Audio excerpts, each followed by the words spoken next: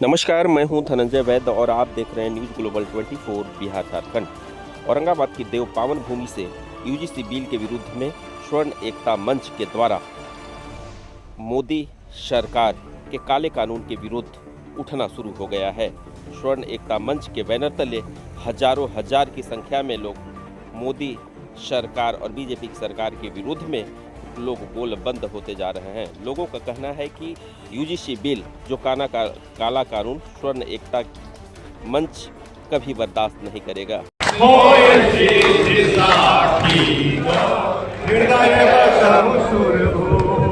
प्रेम से बोलिए राजा रामचंद्र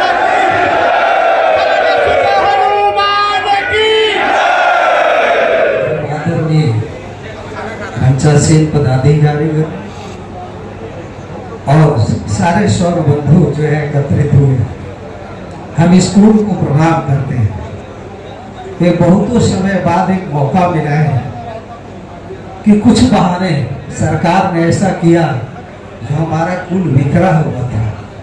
भाई लोग आपस में थोड़े बहुत मतभेद भी थे पहले, वो सारे मतभेद हट गए। एक बात हमें याद आती है गीता की। भगवान कृष्ण गीता में कहते हैं कि चातुर्वर्णम मया सत्ता गुण धर्म विनाश। मैंने गुण धर्मों के आधार पर 4 वर्णों की रचना की। समाज के किसी भी क्षेत्र में जाएंगे, किसी भी देश में जाएंगे, वर्ण तो है ही और रहेगा। लेकिन कौन कह दिया कि कौन किससे बड़ा है और कौन छोटा है? अगर मैं पढ़ाने का काम करता हूं तो मैं शिक्षक हूं। अगर मैं लोहा पीटने का काम करता हूं तो लोहार हूं। अगर मैं पूजा का काम करता हूं तो पुजारी। इसमें ऊंच नीच की भावना आई कहां से? ऐसा विभेद आया कहां से? यह समस्या हुई है हम आपस में बांट देना और बांट करके अंग्रेजों की तरह शासन करना। चंद महत्वाकांक्षी नेताओं के महत्वाकांक्षा पर स्वर्णों की बलि नहीं दी जा सकती है, ये स्वीकार्य नहीं है। ये हम लोग कदापि स्वीकार नहीं कर सकते हैं कि चंद नेता चाहे कि किसी तरीके से वोट बैंक के लिए स्वर्णों को, पिछड़ों को, दलितों को लड़ाया जाए। इस साजिश का हमें भेदन करना है और ST में जाकर के समझाना भी है कि कहां से उनका अधिकार बढ़ जाता है। पहले उनको केस करने का अधिकार था पर्याप्त अपने अलावे सभी वर्गों पर, अब OBC भी उसमें आ गया है, तो उनका अधिकार क्षेत्र तो बढ़ा नहीं है, घटा है। दूसरी बात मैं कहना चाहता हूं कि हमारा दोष क्या है कि हम किसी स्वर्ण कुल में पैदा लिए हैं।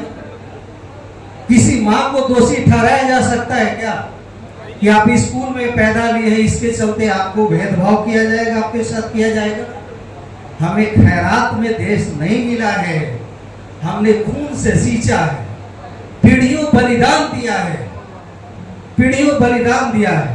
महाराणा प्रताप के वंश को याद करके देख लीजिए, जहां 4 पीढ़ियां जौहर हुई है, 4 पीढ़ियां काटे गए हैं। 16 साल से अधिक उम्र का क्षत्रिय जी नहीं पाता था, ब्राह्मण जी नहीं पाता था।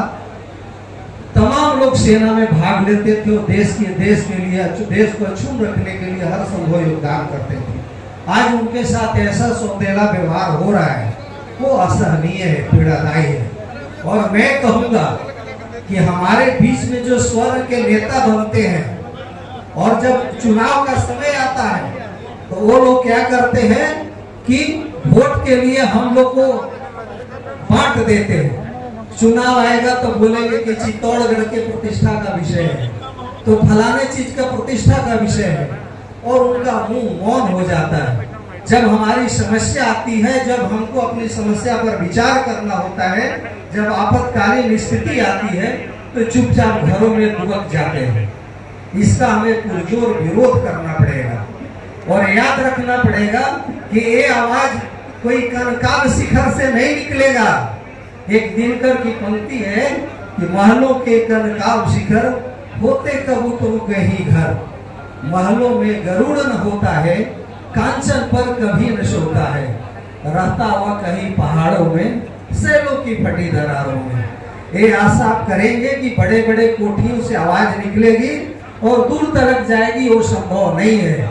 ये लड़ाई अब हम लोग को अपने बल पर लड़ना पड़ेगा, अपने बूते पर लड़ना पड़ेगा। इन्हीं बातों के साथ मैं अपनी वाणी को विराम देता हूँ। धन्यवाद। बहुत बहुत